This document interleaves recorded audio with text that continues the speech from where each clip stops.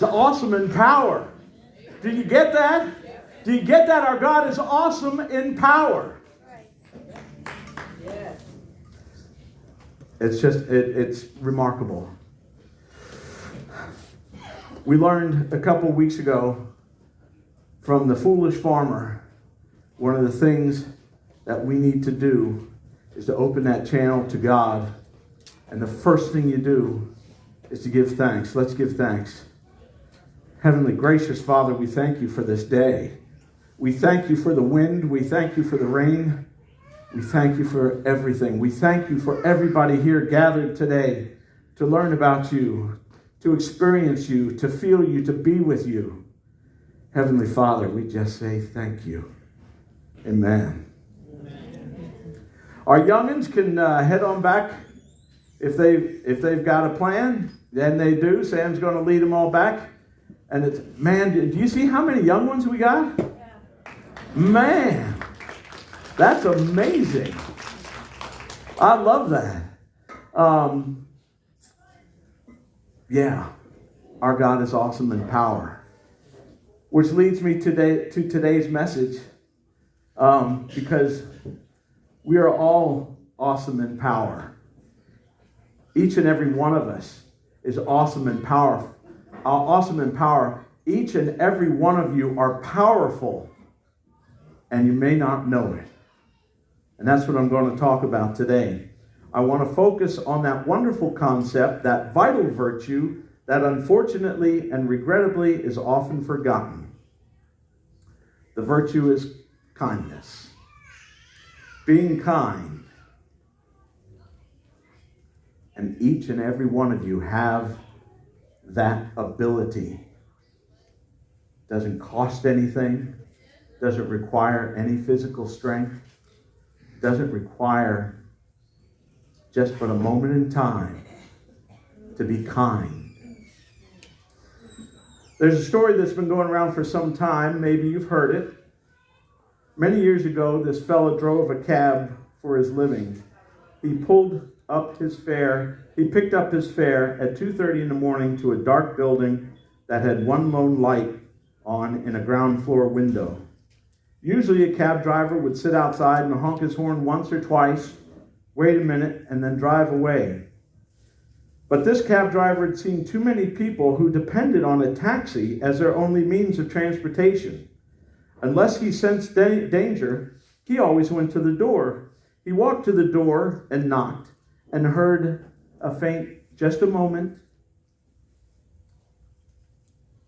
And to the door came a frail, elderly woman, and after the long pause, she opened the door, and the small woman in her 80s stood before him. By her side was a small nylon suitcase. "Would you carry this bag to the car for me?" she said.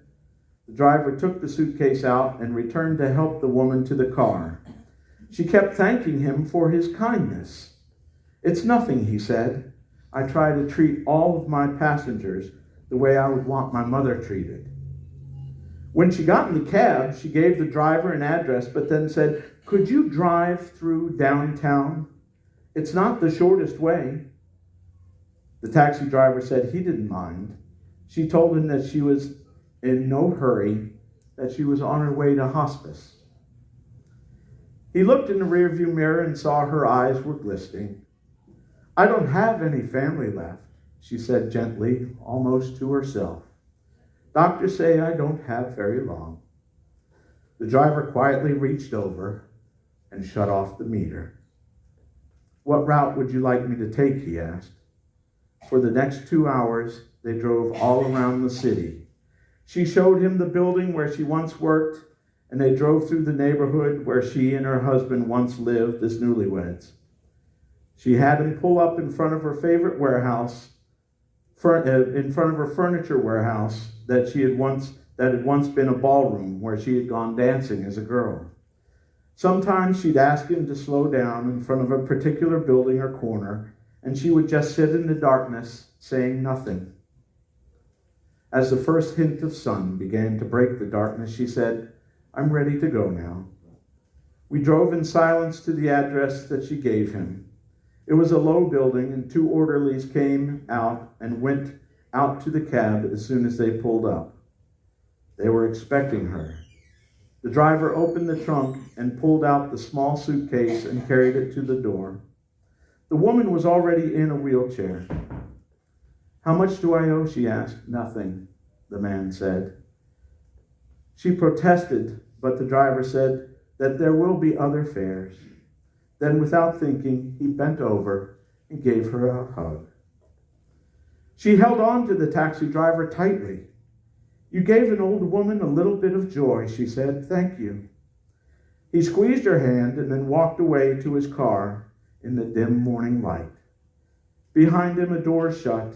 It was the sound of the closing of a life. The taxi driver got into his car and drove aimlessly, lost in thought for the rest of the day. He could hardly talk.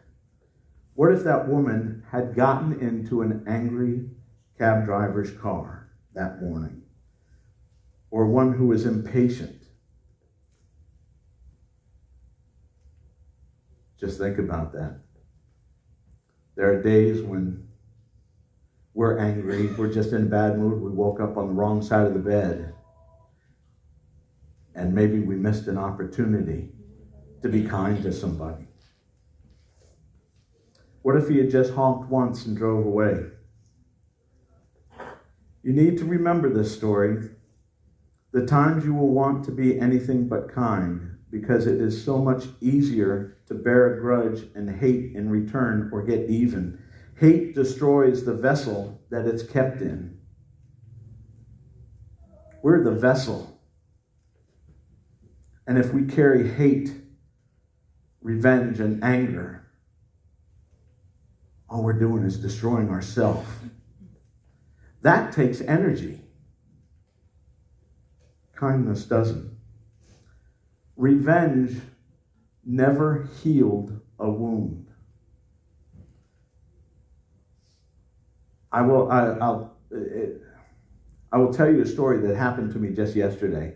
I was at work, and there was a contractor who was in doing her job, but she wasn't doing her job well, and it started to bother me.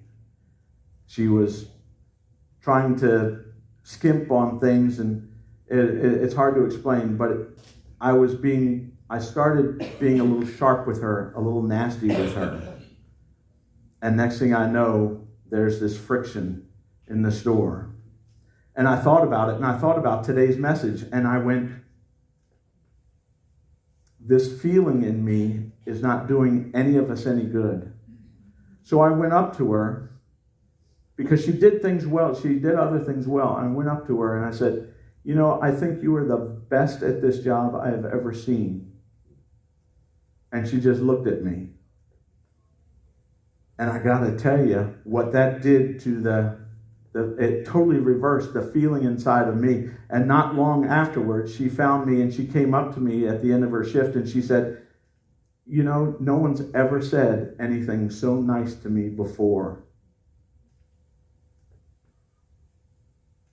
And it didn't require anything from me. It required no energy, no dollars. Revenge never healed a wound. There's one thing we all have in common. It's that we've been mistreated by somebody. Some of you have known abuse, misunderstanding, and all of us have a way of, and all of this has a way of siphoning your tank of kindness. It can make you hard. When we are truly free of revenge and bitterness, there will be plenty of room in our hearts for kindness. Do what is right. Love kindness. Walk humbly with God. I have another story that involves me. On Thanksgiving morning, 2003, I got a phone call that my mother was in the hospital. They didn't know what happened. Thanksgiving morning. So I drove the 40 minutes to the hospital, and she's laying on a gurney. She doesn't recognize anybody, and she's very scared because she doesn't know what's wrong. Well, it turns out she laid on a gurney in that hospital emergency room for about 13 hours before they figured out she'd had a stroke.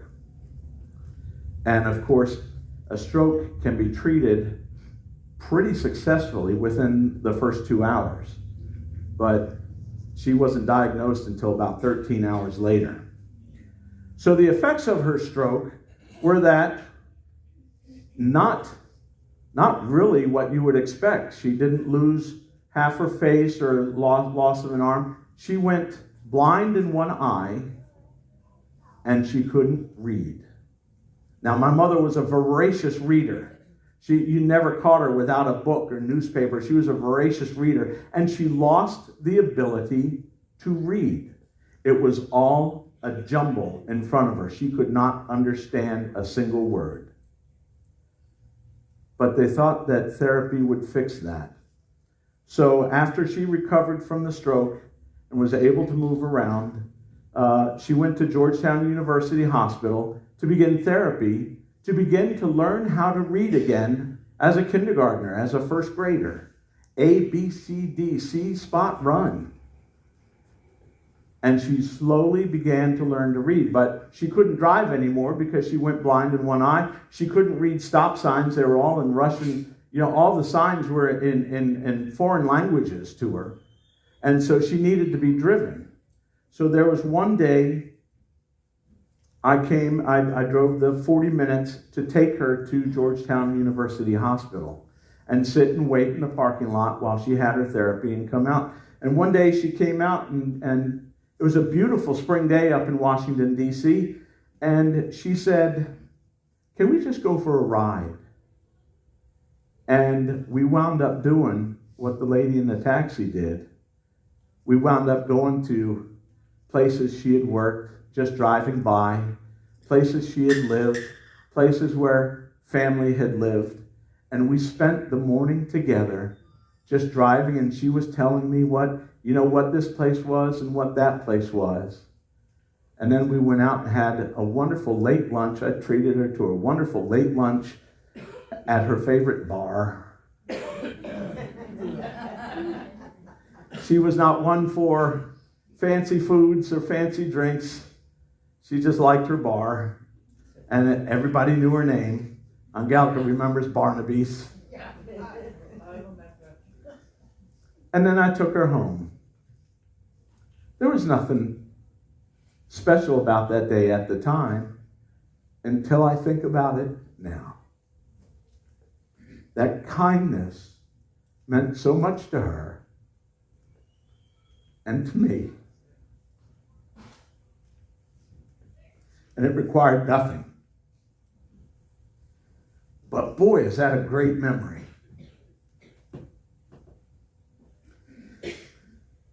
It's amazing what one kind word can do. We don't think anything about it. We throw it out. We throw kindness out like it was nothing. But you just don't know the value of it being received. We don't know what people are going through. They may smile on the outside, but inside they're hurting, lonely, or discouraged.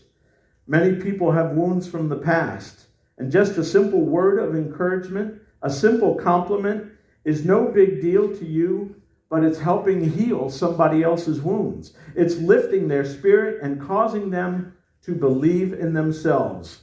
Your words can be what keeps them moving forward. You have the power, this awesome power, to keep someone on their feet, and you will never ever see it.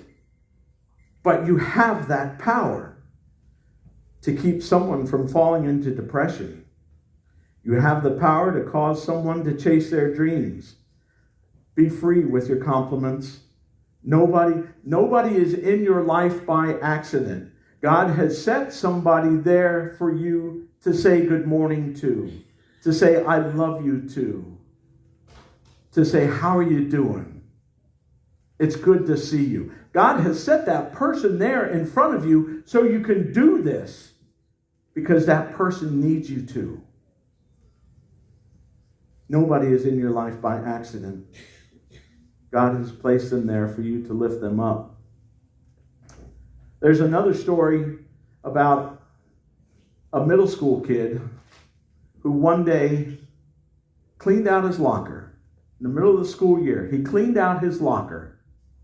All his books, all his notebooks, his school books, everything. Cleaned out his locker and was struggling to carry them home. Now a neighbor kid saw him struggling, didn't know the boy very well, saw him struggling and took half of his load, half of his books, and helped him carry them home. And the boy said, "Thank you."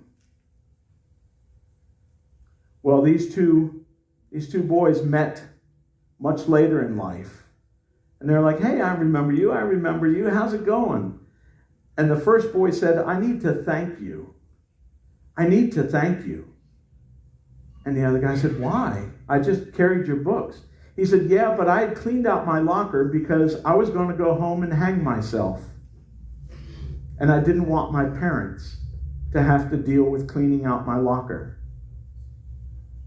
But your act of kindness saved my life." You never know what the simplest act of kindness is going to do, how it's going to change someone's life. Scooter often talks about the narrowing gap between science and theology. Science way over here, theology way over here, and there the twain shall meet.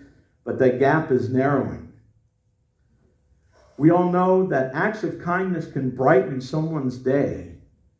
But a recent study from researchers at Ohio State University suggests that good deeds, kindness, can also ease the doer's own symptoms of anxiety and depression. Now, this was a study from last year from Ohio State University, psychological study. Along with promoting social connection and improving overall life satisfaction. What this study was about was taking people clinically depressed who suffered from anxiety and using kindness to ease their pains. So they got 122 people who suffered from anxiety and depression, and they decided to put them into a test. 2/3 of them, they did the usual psychological treatments, which a lot of it involved planning social events. 2/3 of them did social events. 1/3 of them, they were told to do 2 acts of kindness 5 times a week. And that was it. Clinically depressed, suffering from anxiety, all you have to do is 2 acts of kindness 5 times a week. At the end of the study, you know what I'm going to say. The people who performed the acts of kindness came out of the study better psychologically than the way that they had been doing it for years. Didn't require medication, didn't require hours of therapy. Kindness, God has known all along what we're just now learning. And our advances in technology are taking away our ability to be kind to one another. We have our noses buried in electronic devices and video games and even texting, that we are losing the ability to socially communicate. And that is dampening our ability to be happy. God has told us, be kind. Now, science is telling us, be kind. Get out of the things that that you are stuck in. Start to talk to each other. Start being kind to each other. Doesn't cost a thing. And it does your own self good. Okay, we've talked about how being kind to somebody can change their life, can save their life, can make a difference in their life that you may never see. But now you have to understand the fact that it's doing you some good. You wake up and you feel terrible. I didn't sleep at all last night. Leave me alone. Well, that's not going to make you feel any better, is it? I see by some smiles and some laughing that some people have actually woken up. I didn't sleep last night. Leave me alone.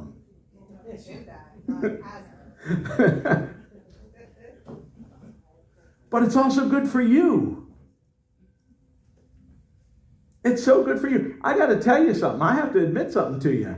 I'm one of those, I know it's hard to believe, I'm one of those socially inept wallflowers who would always stay in a corner, come late and leave early because I didn't want to talk to anybody. And that didn't help anything. I started coming here, and Scooter puts me on the welcoming committee. And I'm like, I don't know what you see. But I got to tell you, I feel good. I feel good about that. And don't be surprised one day if you walk up into this church and I pick you up and I swing you around and say, I'm so happy to see you. Because I am. And that makes me feel better. I'm doing myself some good. I'll try not to hurt y'all.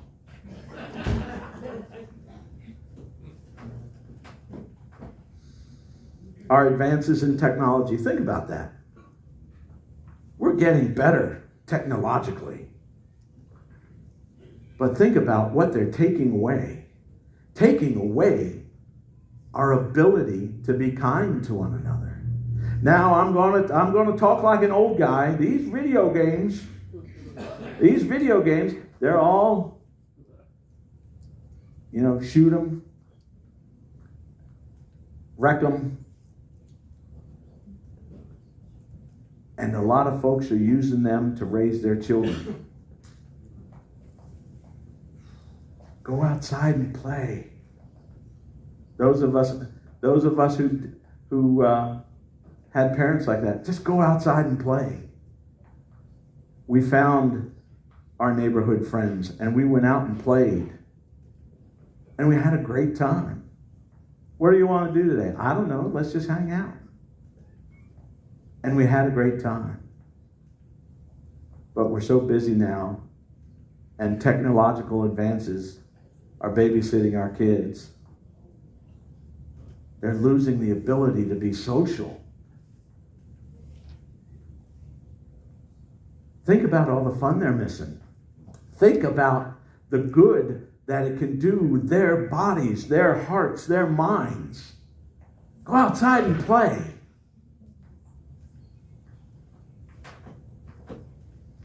I had some great summers going outside and play. Go get on your bike.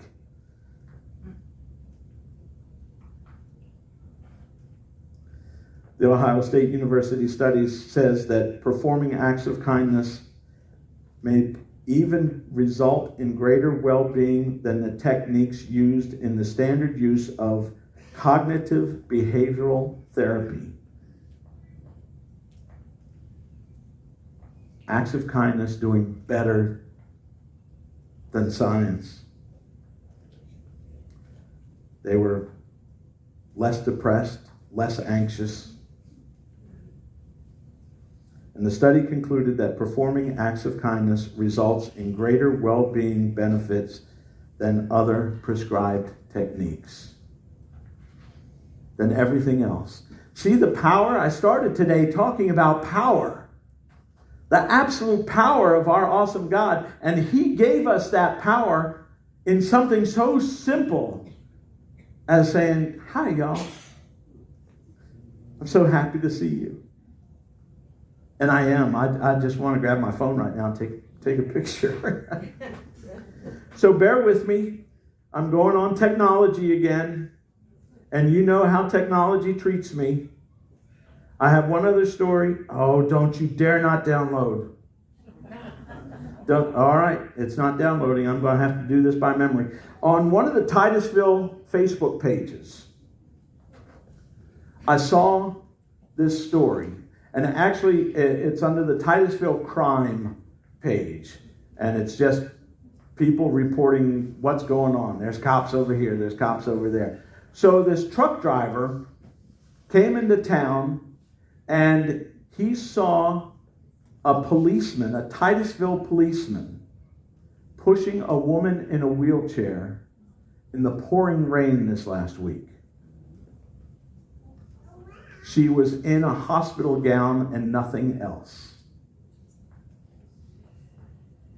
And so this truck driver, he went and he saw there was a car following alongside of them.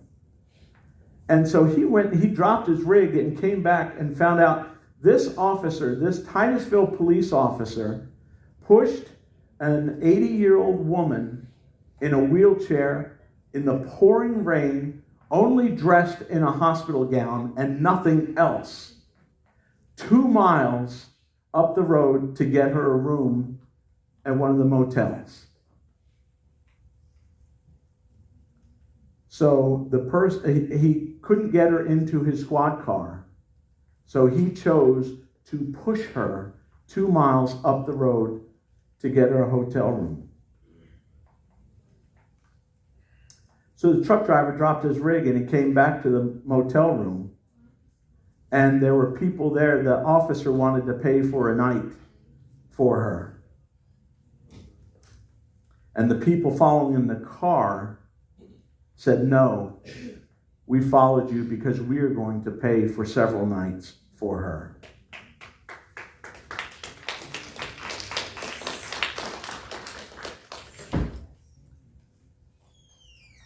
Anybody know who that woman was?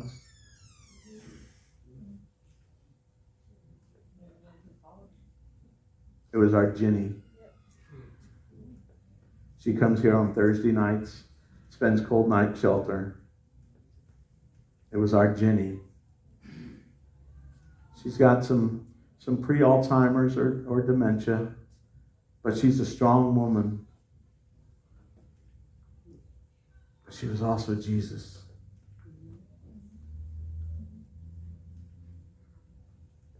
What you do to each other, you do to me. She was also Jesus.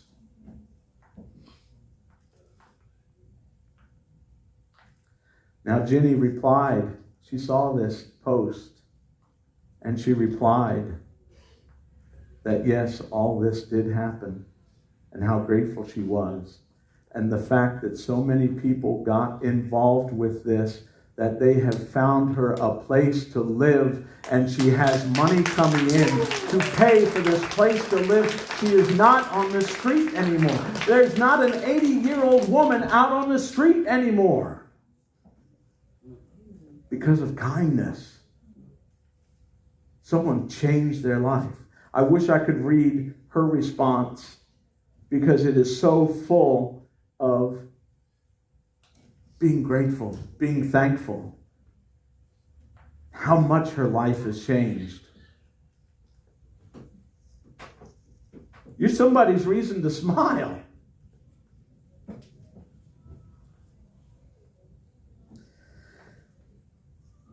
Have I got a Romans slide up there? Last week, Scooter talked about Romans 12:10. And we talked about this in Bible study too. Love one another with brotherly affection. Here's what's going to get you. Here's what's going to get you. Outdo one another in showing honor. We have to outdo that policeman now. We have to outdo him. We have to outdo each other. Just think about what would happen if we actually did this. Outdo one another in showing honor. and showing kindness. Wow. What kind of world would that be? First of all, what kind of church would that be? What kind of town would that be? What kind of county would that be? We can start. We can start. Showing kindness takes practice, though. It doesn't come naturally to us. Don't worry if kindness doesn't come easy to you. With enough practice, it can become second nature. Give me that last slide, Will. 1 John 3:18. We're familiar with John 3:16. But here's a little ditty in a very small book in the New Testament, 1 John. Little children, let us not love in word or talk, but in deed and truth. That's all we got to do. Doesn't cost you anything to talk in truth. And it feels good. You think your team is gonna win the Super Bowl today and you feel good about that. This doesn't even compare. It doesn't compare. So I understand we have some kids that want to do something for us today. Bring them on. You're gonna get an opportunity to see some of our youth show some kindness to us. So do you think that's something we can do? Is that something you can take out of here and practice all week long? Remember, a football player didn't make it to the Super Bowl by just showing up. He practiced. Being kind takes practice, especially if you wake up in the morning and you're like, I didn't sleep well last night. I hate everybody. Or better yet, don't talk to me till I've had my coffee.